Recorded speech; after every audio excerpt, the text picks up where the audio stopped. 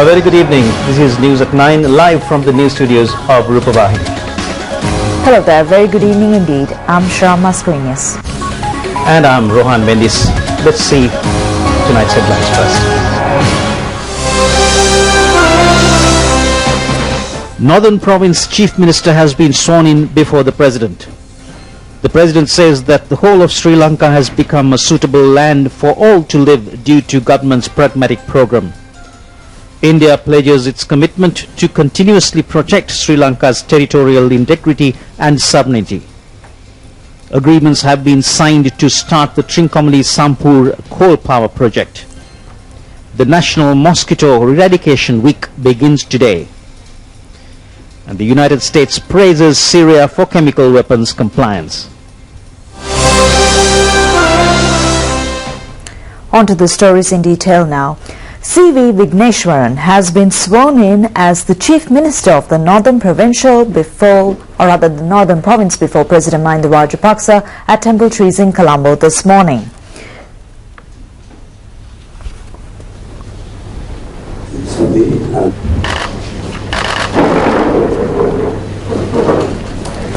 Mr. Vigneshwaran has polled 132,256 preferential votes under the banner of the Tamil National Alliance in the recently concluded Northern Provincial Council election.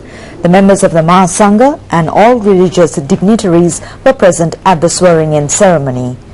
Prime Minister D.M. Jayaratne, Ministers Professor Thissa Vitharana, Maithripala Sirisena, Douglas Devananda, Rauf Hakim, Vasudeva Nanayakara, DNA leader R. Sambandam, Parliamentarians M.A. Sumantiram, P. Digambaram, Prabha Ganeshan, John Amaratunga and Governor of the Northern Province Major General G.A. Chandrasiri were present.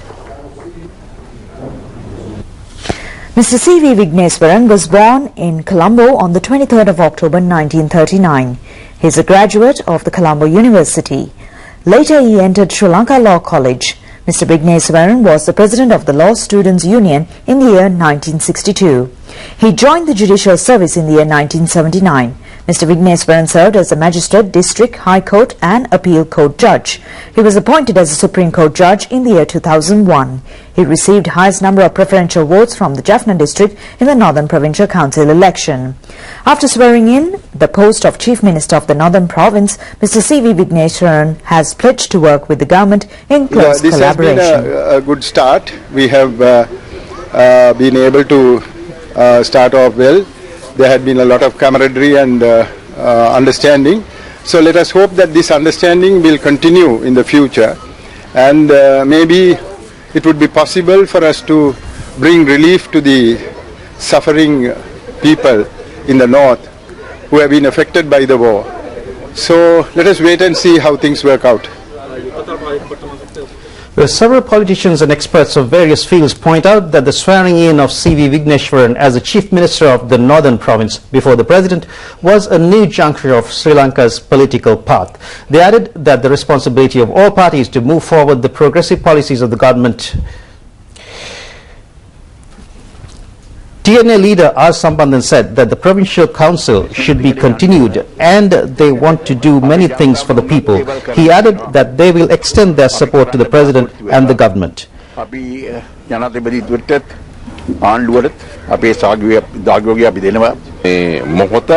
Political analyst Dan Jayatilaka noted that this occasion is very important and meaningful. This is a door towards prosperity. He extended well wishes and congratulations to these leaders to continue their journey forward with a better footing.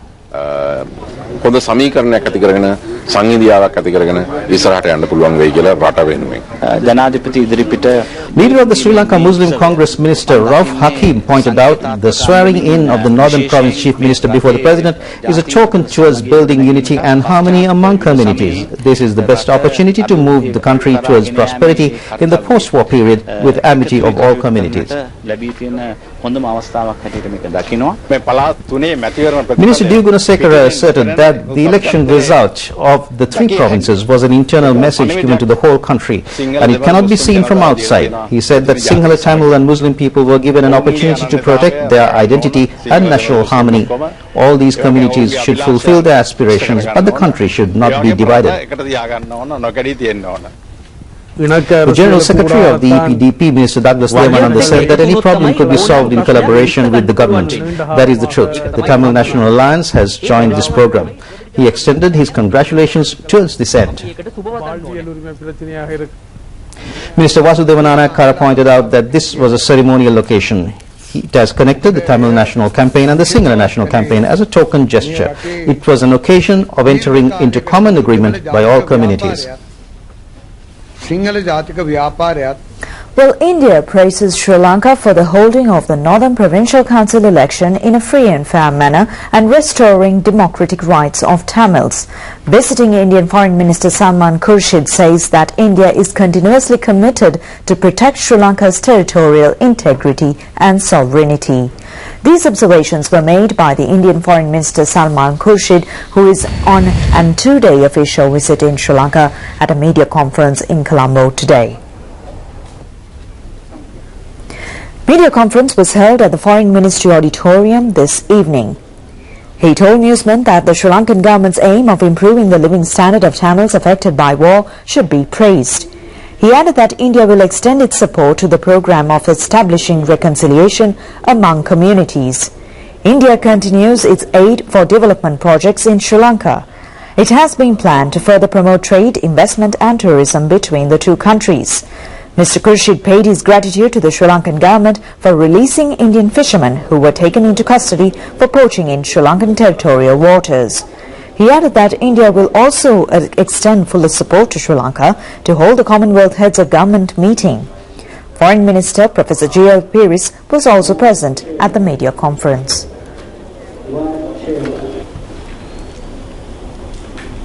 This is a moment to celebrate your democracy and sovereignty, the completion of elections in provinces and particularly in the northern province, and done with in the best traditions of democracy. I've congratulated the Honourable Minister on the very assiduous and careful conduct of elections that have been held now for the first time in a quarter of a century, empowering the people of the Northern Province to give them their own representatives, elected representatives, to fulfill their dreams. Foreign Minister Salman Khurshid paid floral tributes at the Indian Peacekeeping Force Memorial at Pelawatha Battaramulla. He is scheduled to meet the President Mahinda Rajapaksa tomorrow. Well, Sri Lankan and Indian authorities have signed agreements to start the Sampur coal power project in Trincomalee today. The signing ceremony was held at the Presidential Secretariat in Colombo. It will add 500 megawatts of power to the national grid after the completion of the coal power project. Measures have been taken to build a coal power plant in Sampur as a result of discussions held with Indian authorities by President Mahinda Rajapaksa during his official tour of India in 2005. The estimated cost for the project is in the region of $512 million. Two coal power generators with a capacity of 250 megawatts each will be established at the Sampur power station site. Electricity generated from these power plants will be transmitted through high-tension power lines up to Vayangoda grid substation via Habarana, and it will be connected to the national grid. 5 agreements to kickstart the project were signed in Colombo today, further strengthening Indo-Sri Lanka relations. It includes the purchasing of power and coal as well as investment and land tax.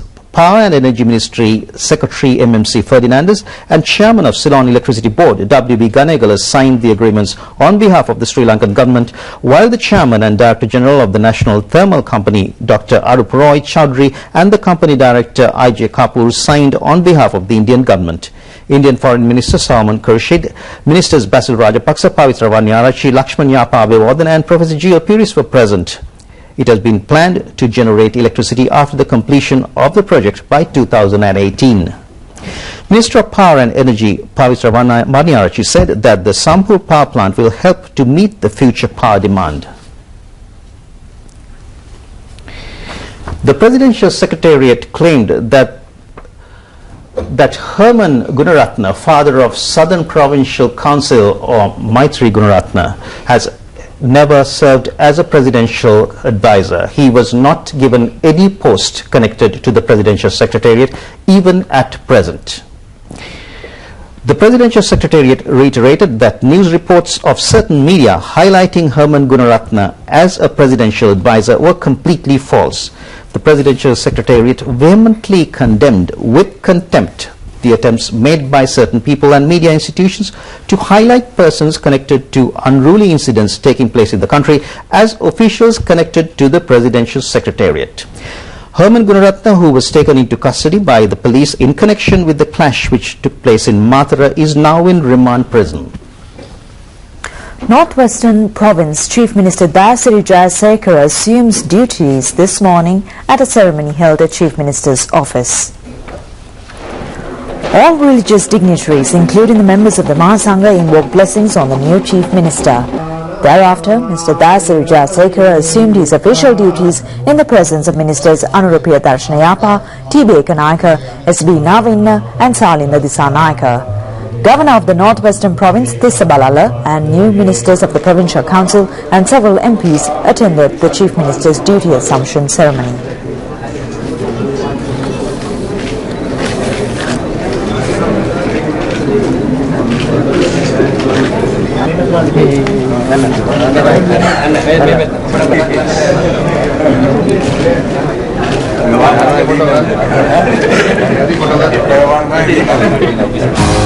President Mahinda Rajapaksa says that the whole of Sri Lanka has become a suitable land for all to live as a result of the pragmatic program implemented by the government by taking the convenience of the city to the village and bringing rural beauty to the city. He added that persons publishing reports against a country cannot ignore these victories. The President was speaking at the World Habitat Day National Conference at Soisapura Flats grounds in Moratua today. This year's Habitat Day theme is the future path of urban mobility. The first phase of the 350 million rupee reconstructed Soisapura Flats project was vested in house recipients today. The housing complex, which was completed in 1969, has undergone a complete reconstruction process after 44 years. The first phase of the Jana Sevana Flats project, built at a cost of 50 million rupees, was opened by the President today. The estimated cost for a house built in an area of 500 square feet was around 2.5 million rupees. The President opened the house gifted to Jagat Shamila, who received the award for the World Best Actor at the New York City International Cinema Festival. Jana Sevana Open Air Healthcare and Physical Fitness Center, built by the Sri Lanka State Engineering Corporation, was opened for the first time in the island today. The Sri Lanka State Engineering Corporation was in charge of the construction work. The Ministry of Construction, Engineering Services, Housing and Common Amenities has provided financial assistance. The President presented the awards for the most successful housing project in the island and the best property developer. Certificates were presented to the winners of the All Island Children's Art and Essay competition as well. දිවයිනේ වඩාත් සාර්ථක නිවාස ව්‍යාපෘතිය හා හොඳම දේපොළ සංවර්ධකයාට හිමි සම්මානයද ජනාධිපතිතුමාදින් පිරිනැමින. ලෝක ජනාවාස දිනය නිමිත්තෙන් පැවති දීප ව්‍යාපෘතිය. Addressing the ceremony, the President called upon the people not to lose the right to live in a house in freedom. He added that a work site could be seen everywhere in the country.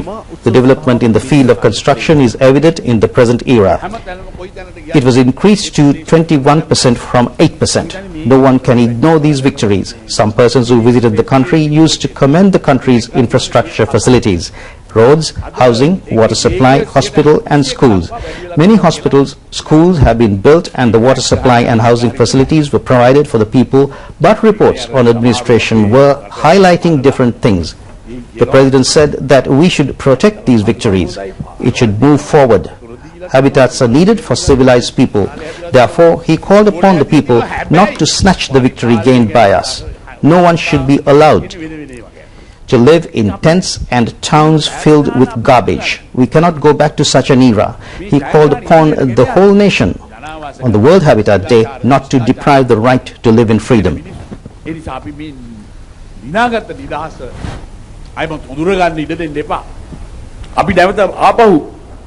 මඩුවල කූඩාරම්වල ජීවත් වෙන්න කුණු ගොඩ ගැහෙන නගරයක ජීවත් වෙන්න සිද්ධ වෙන යුගයකට ආපහු යන්න එපා.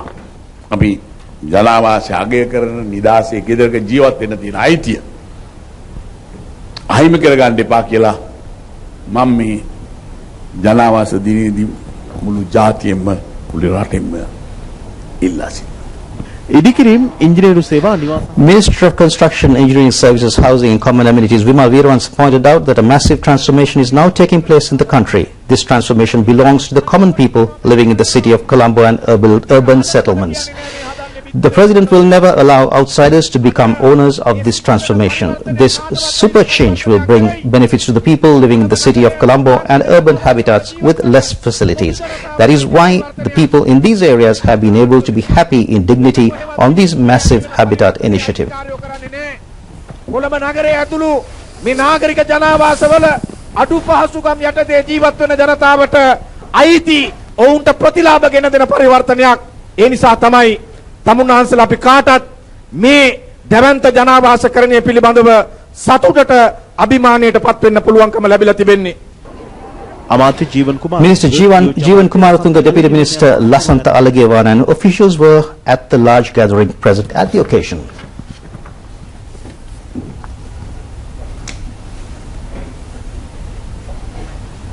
Well, the World Habitat Day has been commemorated under the theme of urban mobility. Habitats are of the basic human needs. Over 50% of the present world population is living in urban or semi-urban areas. Over 10 million people are living in habitats with less facilities. The UN Habitat Commission report revealed that urban population with fewer facilities will be increased up to 889 million by the year 2020. The report points out that 60% of the world population will be living in cities by the year 2030. It will increase to 70% by the year 2050. The World Habitat Day falls on the first Monday on October every year. Sri Lanka commemorates this day since the year 1986. Over 50% of the urban population in the country is living in the city of Colombo and suburban areas. Their contribution to the gross domestic product is around 50%. This region is witnessing high development and it has many investment opportunities. 150,000 families in the Western Province are living in habitats with fewer facilities. Sri Lanka is commemorating the World Habitat Day this year under the theme of Future Path of Urban Mobility. The present government has taken several measures to settle shelter problem in Sri Lanka. 1 million housing project was launched in accordance with the Mind the Chintana future vision of providing shelter for all without shelters. Countrywide housing projects have been launched for the benefit of the people without houses under the Janasavana program by the Ministry of Construction, Engineering Services and Common Amenities on the directions of President Mahinda Rajapaksa. Projects aimed at uplifting the living standard of these people have been launched by providing housing facilities for them. The government has taken measures not only to improve education, cultural, sports and health fields, but also the change of attitudes of these people. Well, 1,038 medical interns who completed their internship have received post-internship appointments at a ceremony held at the BMICH in Colombo today. Appointment letters were handed over by Health Minister Maitripala Sirisena. The newly appointed doctors are to be engaged in hospitals with vacancies for medical health officers. A number of new doctors is to be deployed in hospitals in the northeast provinces. Health Ministry Secretary Dr. Nihal Jayathilaka and Director General of Health Services Dr. Palitha Mahipala graced the occasion.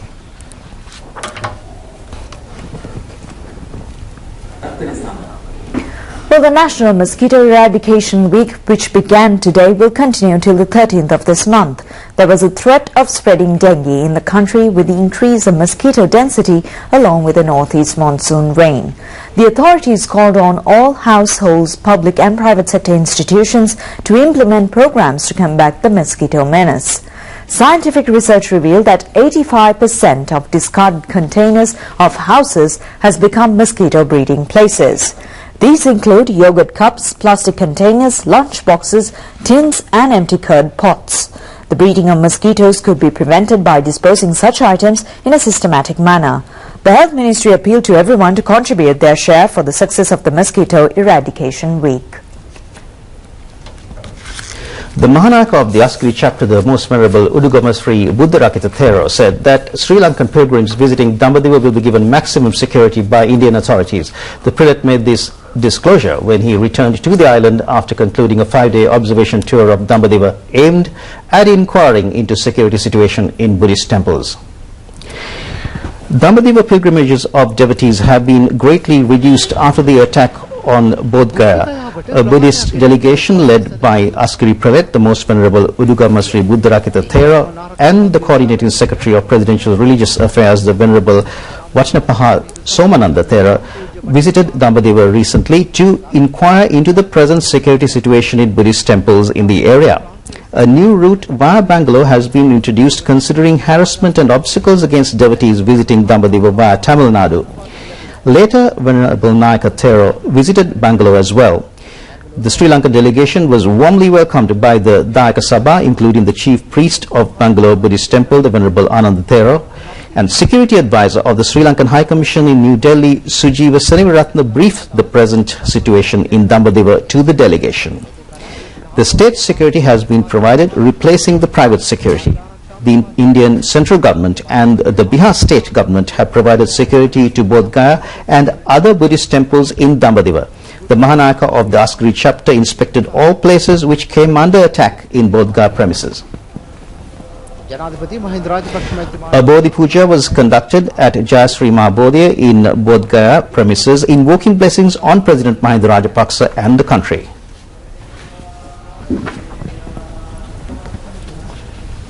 The 2013 Sumati Tele Award ceremony will be held at Sirimao Bandar Nayaka Memorial Exhibition and Convention Centre on the 30th of this month. This was revealed at a media conference held in Colombo today. The Sumati Tele Awards Festival was launched during the year 1995 on a concept mooted by parliamentarian Thilanga Sumatipala. The festival will be held this year for the 18th time in succession. 60 awards are to be presented covering teledramas, education and documentary programs, television advertisement, musical programs and several other fields. Of these, 20 awards will be presented for teledramas. Best programs televised during the year 2013 will be selected by an independent panel of judges. The most popular actor, actress and best teledramas are to be selected through coupons appearing in the Lakbima and Regina newspapers by SMS. Sri Lanka Rupavahini Corporation is the electronic media sponsor for the Sumati Tele Awards ceremony.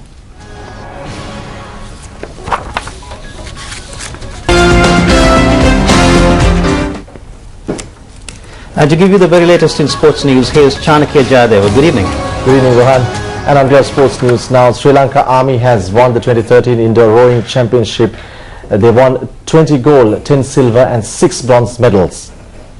The rowing events were conducted under 8 groups at the Kotalavala Defence University in Ratmalana with the participation of several men and women's teams. Bishop's College Colombo was a runners-up with 3 gold and silver medals each and 2 bronze medals. Kotalavala Defence University team was placed second runner-up, winning the gold medals and 1 silver and 1 bronze each. The awards presentation ceremony was held under the patronage of Navy Commander Vice Admiral Jainath Kolabage and the Vice Chancellor of Kotalavala Defence University, Major General Maninda Piris. And there we end tonight's edition on Rupavahini News. Together with Sharon and Chanakya, I'm Rohan Mendes saying thanks very much for watching us. Good night. Good night.